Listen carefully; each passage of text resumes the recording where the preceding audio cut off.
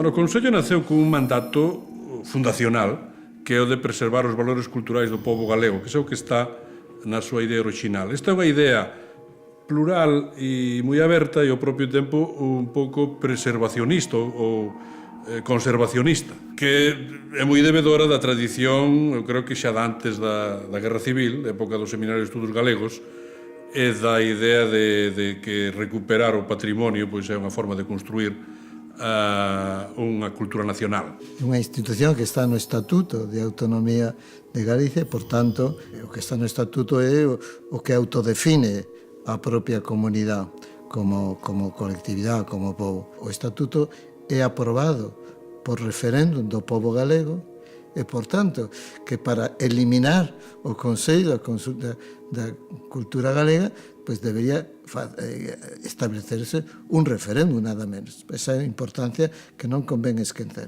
O Consello da Cultura Galega é unha institución extraordinariamente orixinal, mesmo dentro da legislación española, e poucas experiencias hai en Europa, unha experiencia que en grande medida viña do espírito escandinavo, conforme se crea un marco para, por unha banda, aconsellar, por outra banda, estudiar e, por outra banda, criticar no sentido positivo, así polo menos entendemos aquelas cuestións, digo, que deben ser consideradas para o desenvolvemento da pluralidade que representa a realidade cultural dun país.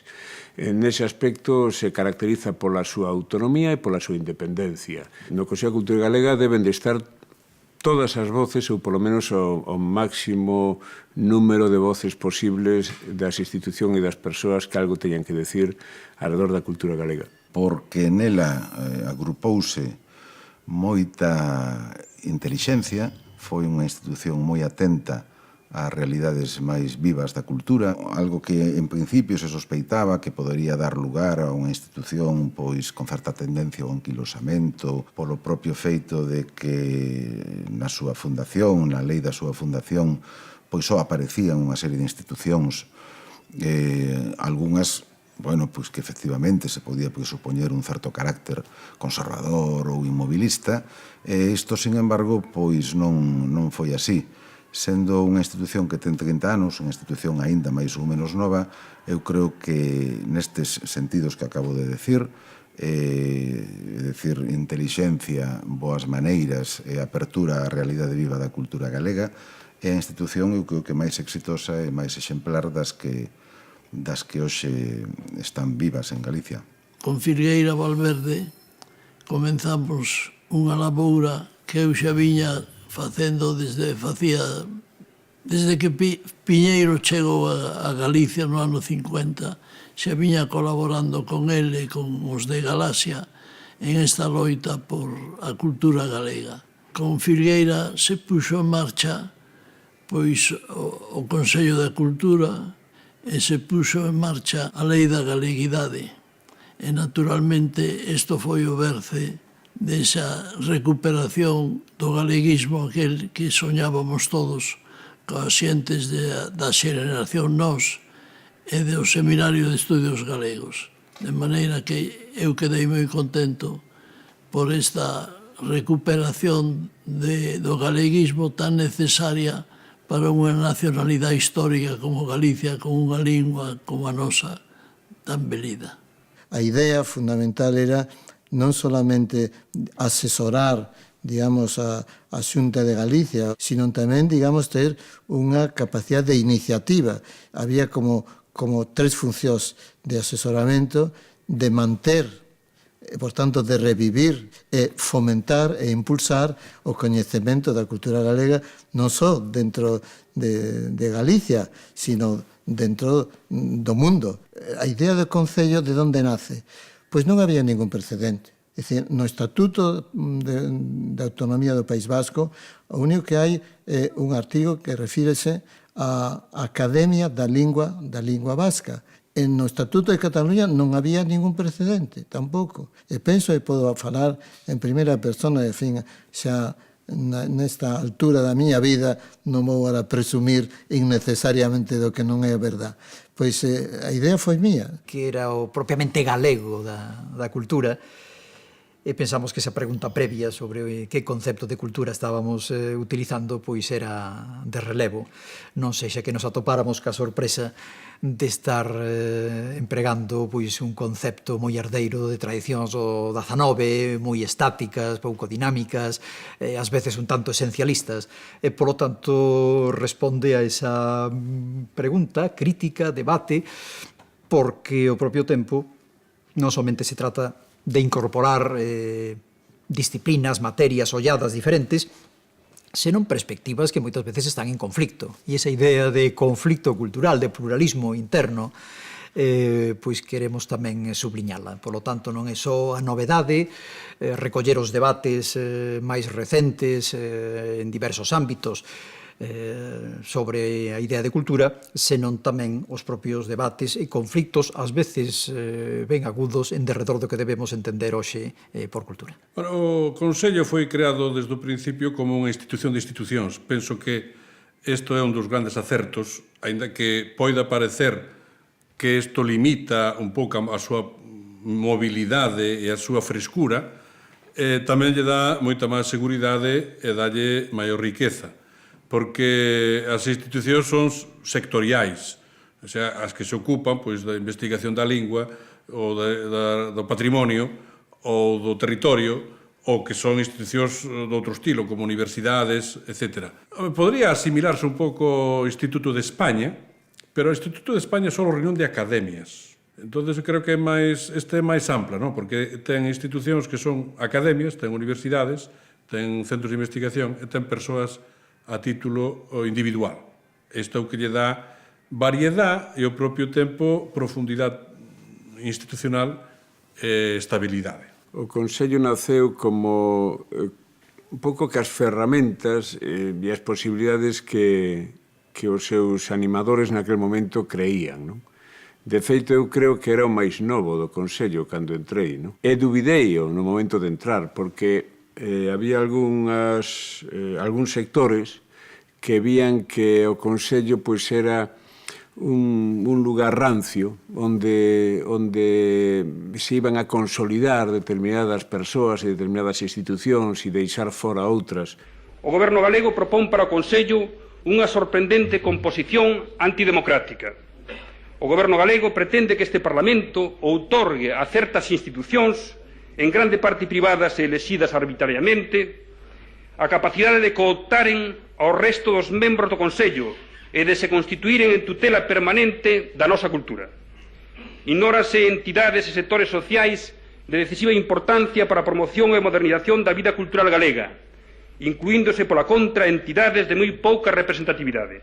Pero ao mesmo tempo eu ao final decidime entrar por unha cuestión que me parece moi importante, e é que unha sociedade, un país, unha cultura, unha nación necesita institucións sólidas, maduras e representativas.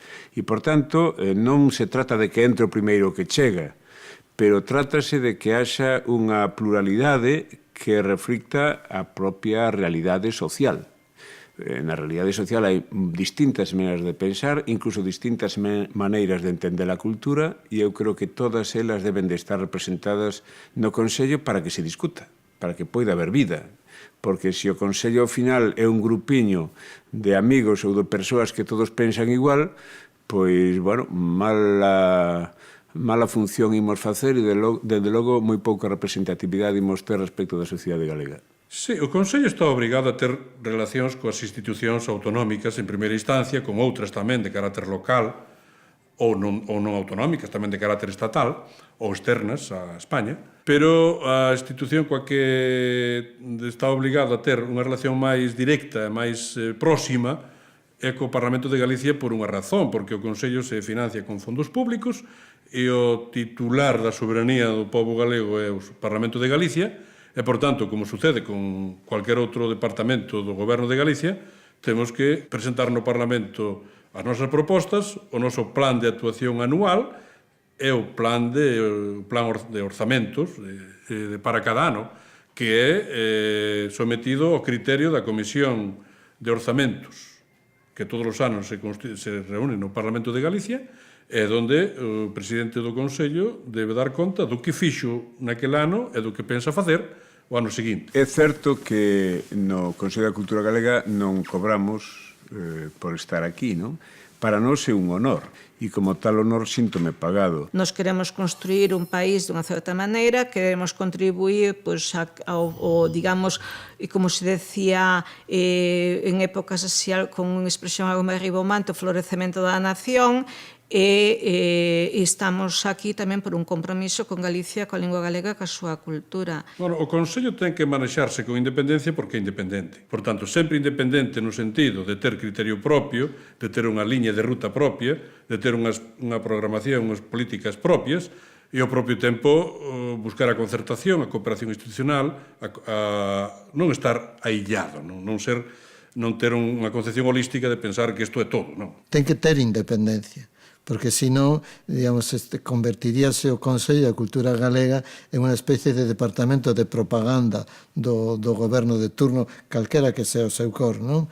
Falamos das obras do Camiño de Santiago e dos informes, do informe que fixo o que fixeron no Consello de Cultura, as ponencias de arquitectura e arte e do patrimonio que presiden de Llano e Barreiro.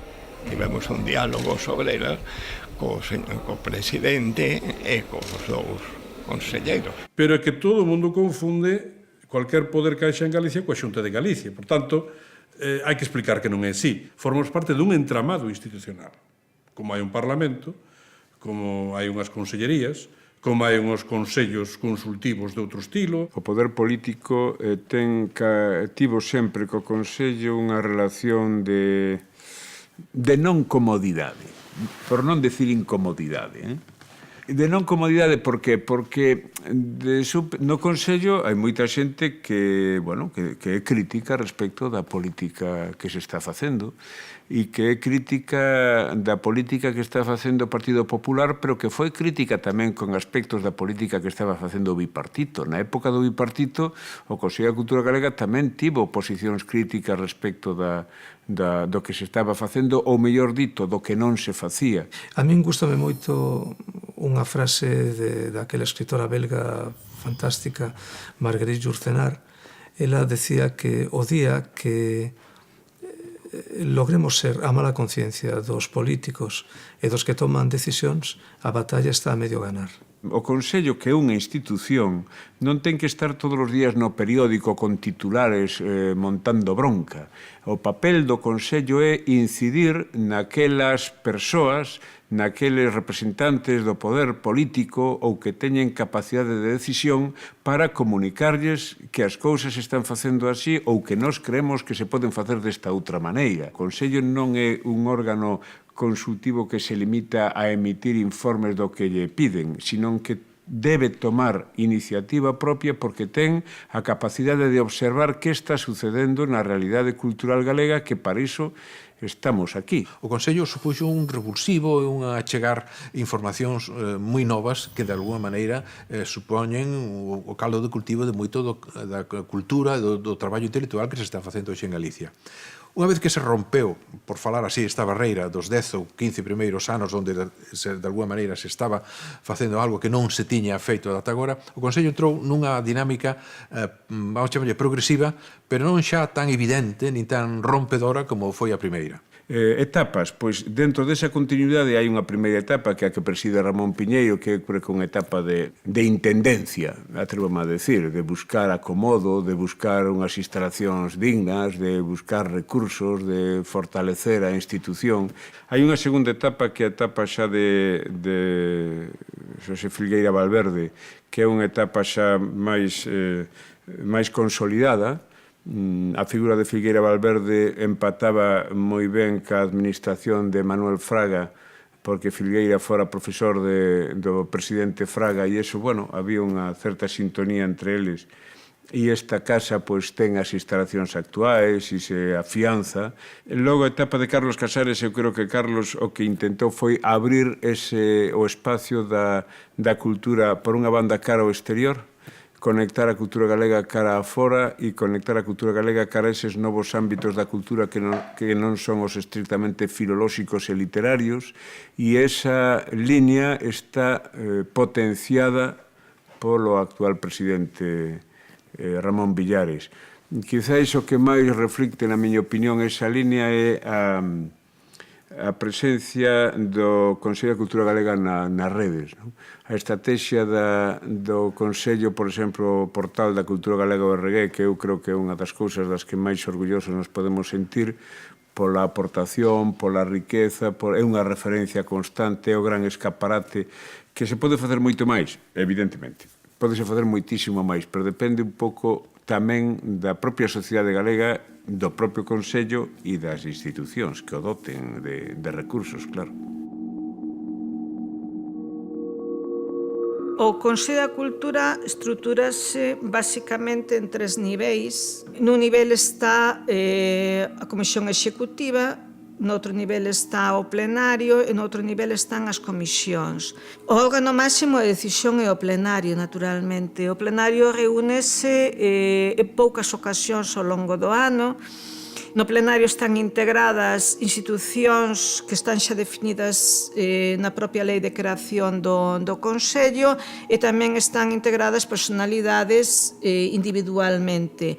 E ese plenario vai se renovando por quendas cada pouco tempo. 4 anos, bueno, pois unha parte importante deses anos dedicámola a unha remodelación interna do Consello e despois xa, bueno, pois a potenciar actividades que xa existían, algúns arquivos, por exemplo, o arquivo de migración.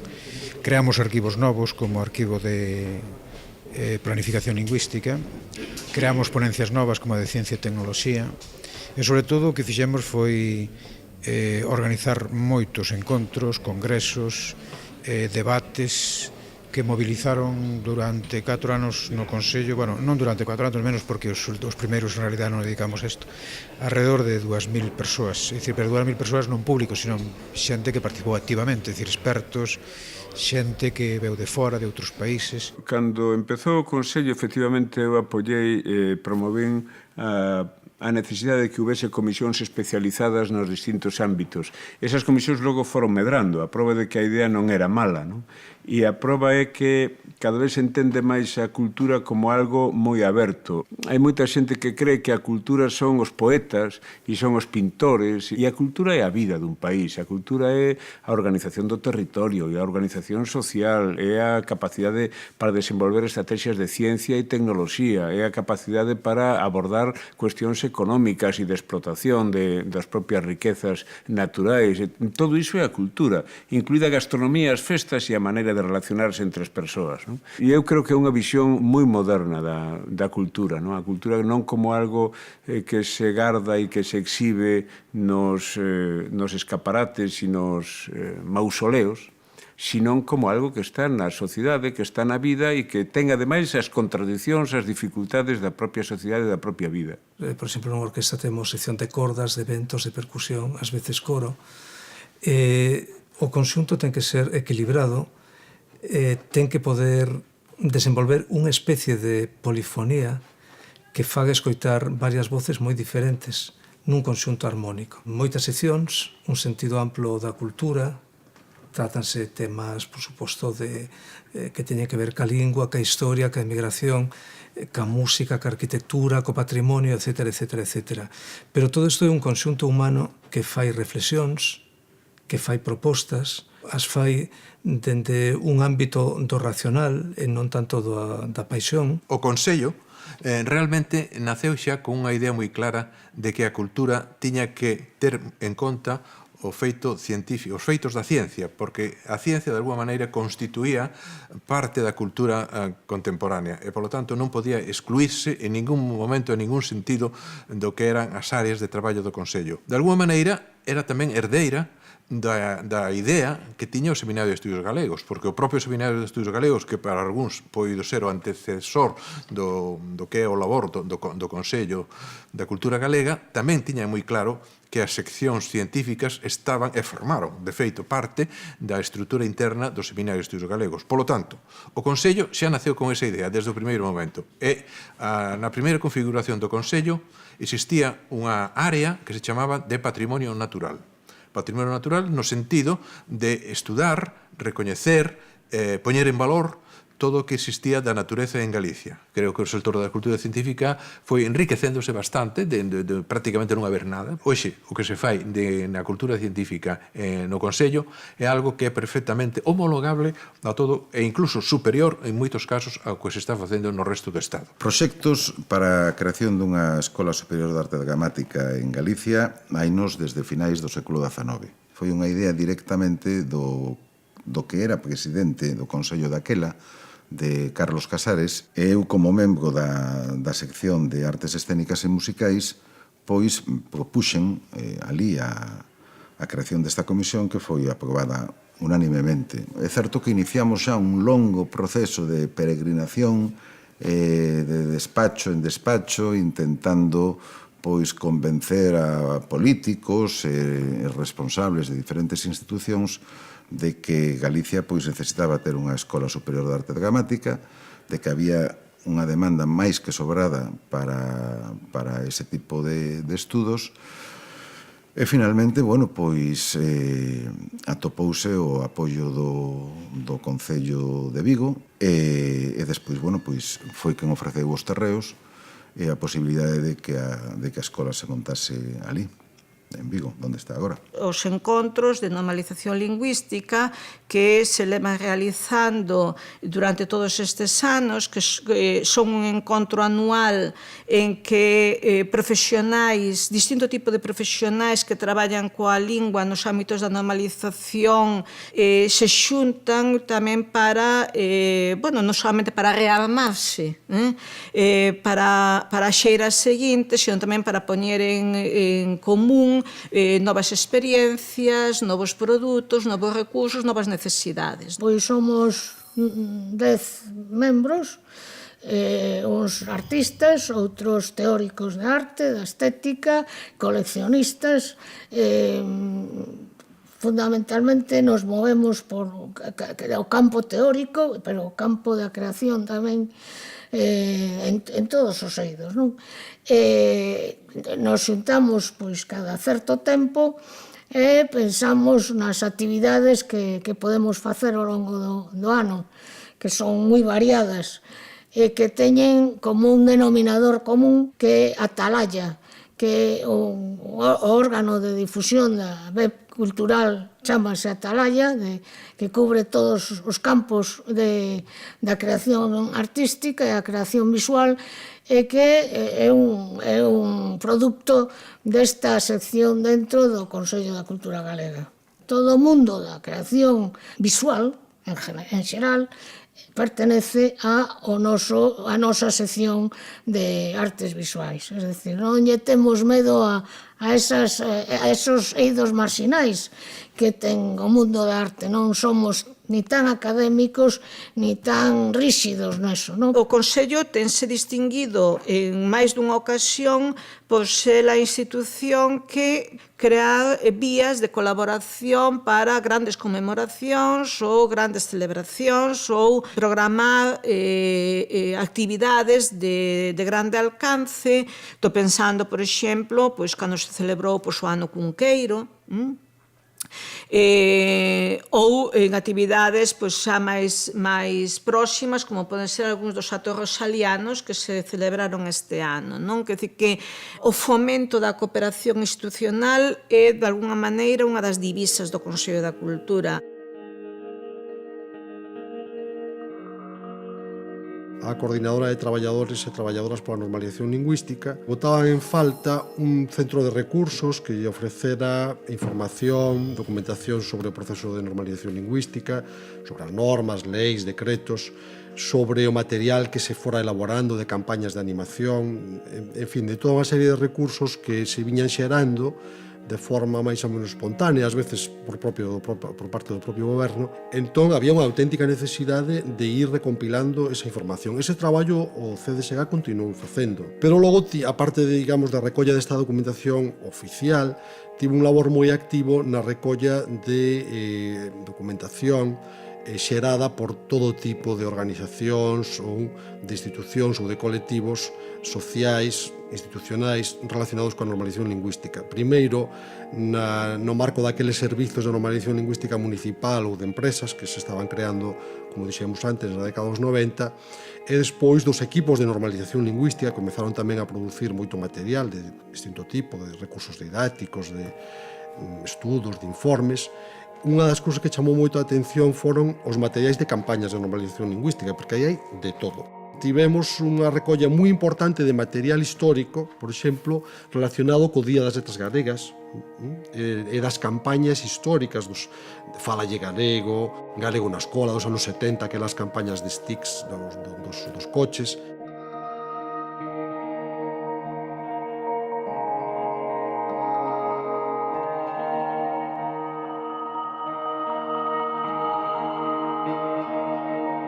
O Arquivo Sonoro de Galicia é un proxecto que naceu alá polo ano 1991. Aquí había unha serie de experiencias recentes, como era a de Dorotea Xúbar e Antón Santamarina, recollendo todas as súas cantigas por Galicia adiante, que configuraban un volume importante dunha memoria oral que víamos que se nos esvaía.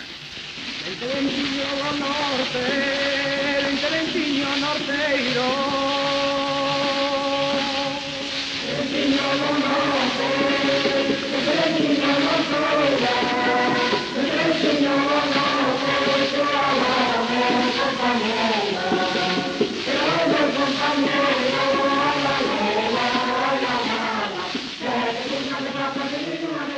Moitas das grabacións que existen de América corresponden a momentos nos que aquí serían absolutamente impensables.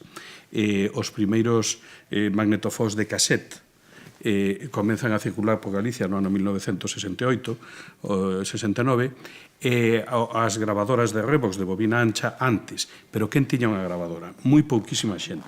Naquel tempo en que a Galicia emigrante, sobre todo a Galicia bonaerense, foi ese famoso facho que alumeou a cultura de Galicia nunha época escura, pois había un volume importantísimo daquelas grabacións ali conservadas. E entonces fomos o seu rescate. Naquel momento, cando fixemos aquela primeira aproximación a todos os fondos americanos e vimos que eran de especial interese, decidimos que, aparte de investigar e conservar, era moi importante difundir os materiais. Pero tamén había un aspecto, digamos, didáctico e de catalizador que queríamos, que era que se tomase conciencia da importancia deses materiais que estaban zarraspicados por moitos sitios. Persiste unha especie de instintividade de ser dun país, de instintividade, de intuición, non de conciencia. A conciencia vaise esvaindo cada vez máis. A conciencia arrequéntase en pequenos núcleos intelectuales das cidades, cada vez con máis vigor, cada vez con máis senso heroico, e cada vez con unha maior determinación de que eso se impoña no porvir. Pero na aldea, no xeito consuetudinario, nas formas vitales inmediatas, salvo tamén o determinismo cerrado que impón esos tonos de vida ao xirar das témporas, as sementeiras, as cosechas, as tradicións do gando, salvo deso, esa concencia lúcida de pertenecer a un país, a unha evolución histórica, de estar proyectados hacia un porvir, eso vai se esvaindo dunha maneira dramática. Estaban morrendo, ou acababan de morrer prácticamente, todos os protagonistas da renovación cultural dos anos da época nós primeiro e despois das décadas seguintes. O sea, nestes anos desaparece Cunqueiro e pouco antes Otero Pedrallo e outros. Entón tratábamos de fixar un pouco tamén todos eses restos de memoria oral culta que había nun centro que servise de referencia. No propio ano 1992, en colaboración co Correo Gallego, sacamos unha colección que se chamou a Fonoteca 92, donde nun dos apartados eran voces que nos lle proporcionábamos, despois había cuestións de música, etc. E pensamos que todo isto serviu para que efectivamente se tomase conciencia da existencia dun patrimonio oral e dun patrimonio sonoro e dun patrimonio musical que necesitaba dunhas estrategias específicas de conservación e que iban máis alá dos arquivos, bibliotecas e museos tradicionais. Si, dentro das xoias do arquivo sonoro, eu destacaría o disco coa voz de Castelao, o disco orixinal coa voz de Castelao. Trátase dun disco de papel, de cartón, que leva unha imprimación por riba dunha xelatina, que se utilizaba naquela época para mandar por correo desde América a Galicia coa voz dos familiares. Por iso se chama un fonopostal. Ese disco é moi curioso porque foi grabado o día 2 de setembro de 1942 no Correo Central de Bos Aires, ao lado xusto da Casa Rosada, e conservouno a familia de Fernando Iglesias Tacholas, como ouro en pano. Fernando Iglesias Tacholas tivo a boa ocurrencia de alá nos anos 50 facer copias dese disco en cinta de carrete aberto para mandar a Galicia a varios puntos. Esas copias que circularon permitiron conservar para sempre a voz de Castelao, o que nos debe de levar á reflexión de que só se conserva o que se comparte. Ademais que ten unha serie de lendas despois moi curiosas. Eu coñecín a bonaerenses que andaban detrás do disco para destruílo, para que non se conservase a voz de Castelao en castelán e non en galego. No hay obra de arte capaz de resistir el juicio del tiempo que no lleve el cuño de una nacionalidad, y por extenso que sea su imperio, jamás pierde el aroma de la tierra y del momento en que fue creado. Así esta obra mía no pasa de ser un simple experimento artístico, pero aunque mereciese ser traducida a todas las lenguas del mundo, jamás dejaría de ser una obra de arte gallego, porque está hecha con zumo de tierra y miel de tradición gallega.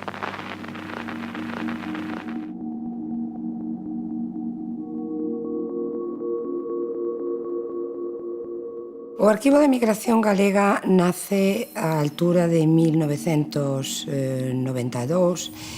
Eu creo recordar que bastante impulsado por unha conmemoración que se viña encima, que era precisamente pois, o famoso quinto centenario, non? Que tantos nomes tuvo, pero que ao final era o quinto centenario. En aquel momento preparouse unha contribución por parte de Galicia, que foi unha exposición magnífica que chamouse Galicia América, ca intención de poñer en valor pois, os vencellos entre Galicia e América, desde o punto de vista histórico, non? Pero realmente pois a primeira conclusión que dali se sacou foi que, a pesar de que era unha relación secular, esta dos vencellos históricos, realmente era a partir da etapa contemporánea cando se facían máis profundos, non?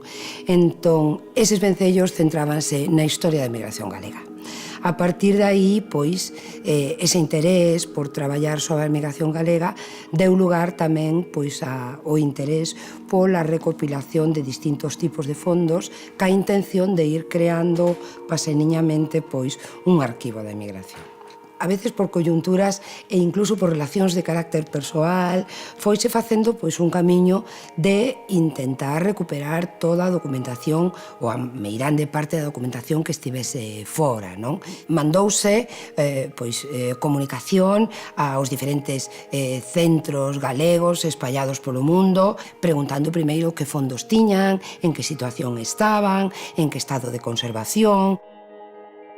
A gama de fondos que ten o Arquivo de Emigración é realmente moi amplia, non? Hoxe en día temos fondos documentais, fondos hemerográficos, fondos bibliográficos, fondos sonoros, e despois, dentro destas grandes clasificacións, temos, pois, subtipos documentais, non?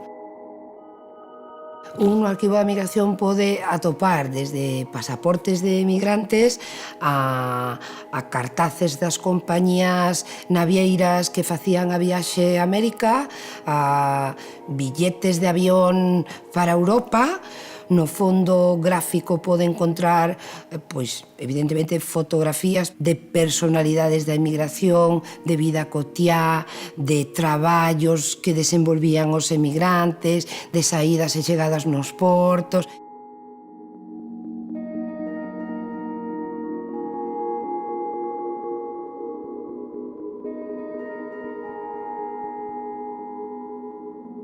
Vaya por diante que o Arquivo de Migración non conserva obxectos.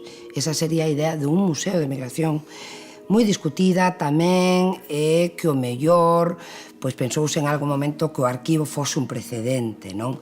Pero claro, hai cousas as que non podemos decir que non queremos ter. Ter a última bandeira que ondeou no centro gallego de La Habana, pois realmente é un luxo, non? E que foi a bandeira que foi arriada, digamos, no momento da intervención política do centro gallego de La Habana. Pero para min o valor realmente que ten esa bandeira é o vencello que ten ca propia historia da emigración, porque non podemos esquecer que non só a bandeira, senón o himno galego, senón a Real Academia Galega, foron ideas promovidas pola xente que estaba na emigración.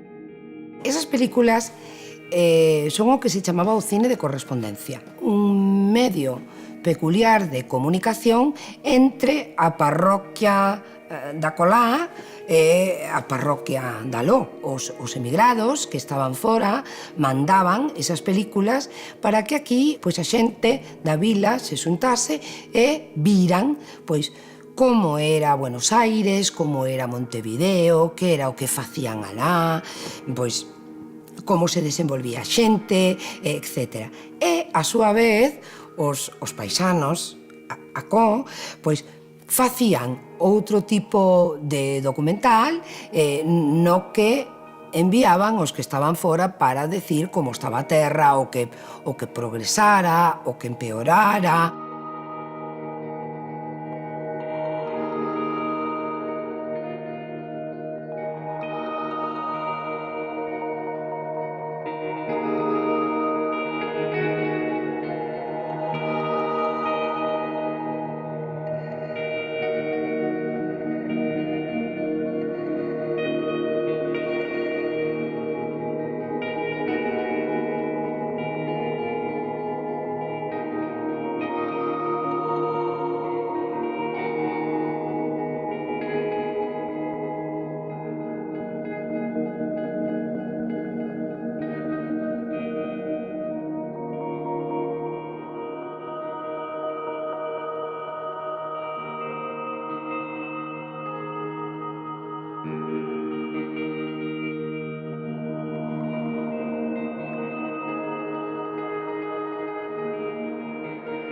O Consello aboga porque haxa unha definición global de acción exterior de Galicia, é dicir, interinstitucional, e aboga porque a cultura forme parte desa acción. É dicir, o Consello non pode facer toda a acción exterior, pero reclama e defendo eu personalmente, creo que defendo o Consello, a necesidade de que haxa unha presencia moi importante da cultura no diseño da marca país. En xeral, a presenza de Galicia no panorama cultural internacional é relativamente escasa.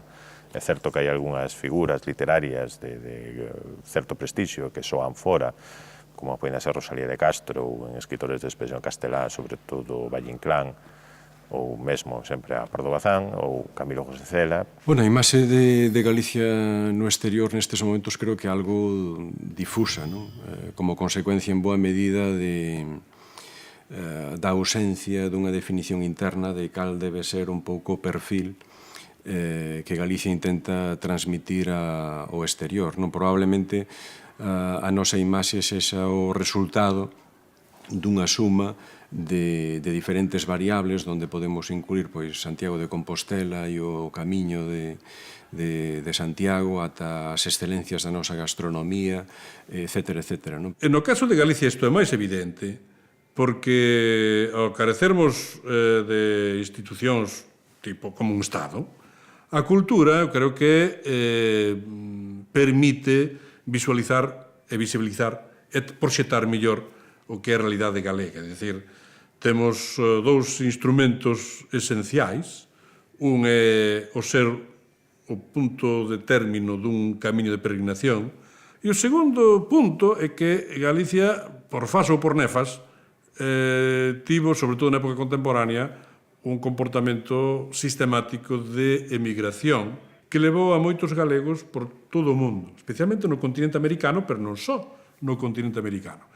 Cunha característica moi esencial, e é que os galegos fora de Galicia non perden a súa propia identidade. En moitos casos, incluso a recobran e a construyen sobre algo que non tiñan. Eu sei que o Consello de Cultura Galega fai esforzos nese sentido e que, dados os seus medios, os resultados son un pouco menos que espectaculares. Por tanto,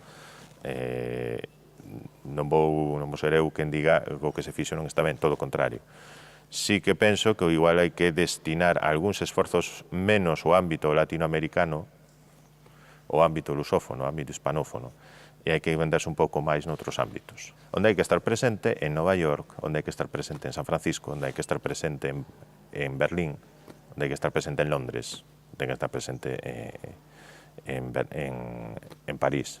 Son os lugares onde hai que estar presentes. Bueno, creo que o papel do Consello no ámbito da proxección exterior da cultura galega é moi importante. Eu diría que determinante, non? Sobre todo porque o Consello primeiro ten a legitimidade, a capacidade e o recoñecemento para poder pensar estrategias que aínda non están suficientemente definidas, pero ademais é un referente do consenso a nivel sociocultural e incluso político e administrativo, indispensable para que estas políticas teñan sentido de futuro, teñan constancia e perseverancia, que non teñamos que andar a mudalas, como acontece con tantas cousas, pois cada 4 anos, cada 8 anos. É dicir, a cultura é unha cuestión o suficientemente sólida e importante como para que sexamos capaces como sociedade, como país, de consensualas, de facelas política de Estado, entre aspas, e creo que aí nese sentido,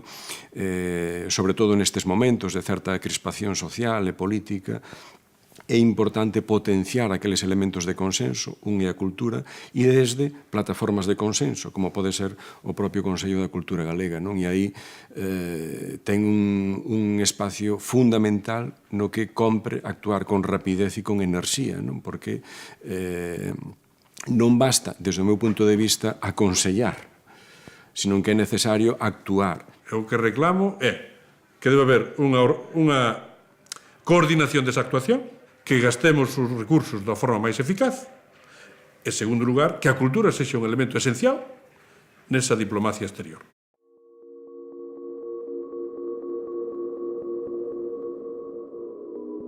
Eu, máis que o Consello, falaría da propios desafíos da sociedade galega.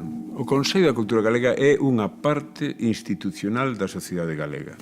E a sociedade galega compónse dos cidadáns, dos homes e mulleres de Galicia, da súa economía, as dificultades das novas xeracións, os problemas demográficos, os problemas do desenvolvemento económico e empresarial, da organización e o respeto polo territorio e o medio ambiente, a cultura galega, a cultura como un activo, a cultura como algo que enriquece a sociedade, non como unha especie de adorno, sino como un valor engadido para que o tradicional se adapte ás novas realidades e aos novos tempos, a ciencia e a formación do capital humano a través das novas xeracións e as universidades.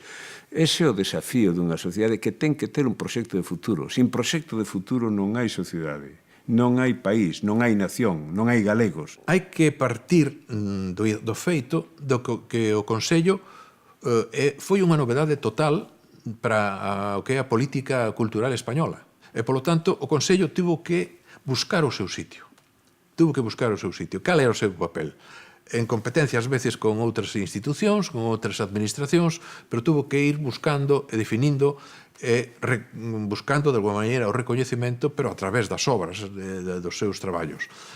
Creo que aínda seguimos neso. Creo que, porque o que vai cambiando é o contexto, pero o Consello, aínda que se vai situando, se vai aceptando, lóxicamente, como unha institución propia de Galicia e moi importante, é un referente cultural indiscutible, sempre ten que estar nesa dinámica de atopar o seu sitio. E agora, o sitio témolo que buscar nun contexto moi complicado e, sobre todo, nun contexto impredicible. Eso é o máis difícil, porque ata agora traballábamos con coordenadas que evolucionaban máis ou menos dentro de unhos cánones ou de unhas perspectivas máis ou menos controlables, ou por lo menos esperábamos ou pensábamos que eran coñecidas. Hoxe, realmente, a incertidume, cara onde imos, cara onde vai a cultura, todo eso son, digamos, incógnitas. Son incógnitas que, no momento, eu creo que ninguén sensato pode poñerse en serio a definir e a resolver.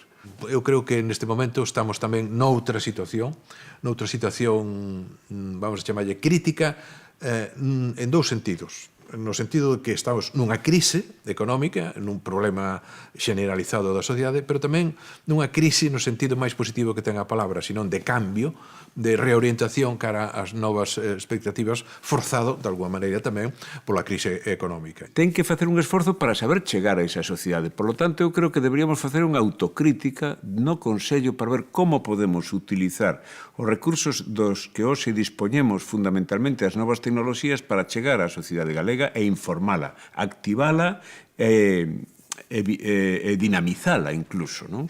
Entendo que exixe un desafío permanente, é dicir, o desafío permanente do Consello é precisamente estar nesas tendencias, neses ámbitos de innovación que se van producindo, sobre todo no campo da divulgación e no campo da interacción, porque é a única forma de chegar a eses non só usuarios, senón actores do presente e, sobre todo, do futuro na cultura galega. O portal na rede da cultura galega o regué, a mí parece que é unha das cousas máis positivas que se realizaron e máis eficaces, non só para a sociedade galega, senón para estar presente no mundo. Porque a cultura galega está presente nos ámbitos das redes sociais do mundo e dialoga cas culturas nun plano global, ou a cultura galega desaparece, ou a cultura galega entra no desafío das novas tecnoloxías, ou a cultura galega perde o carro da historia. E, por tanto, aí estamos xogando a vida.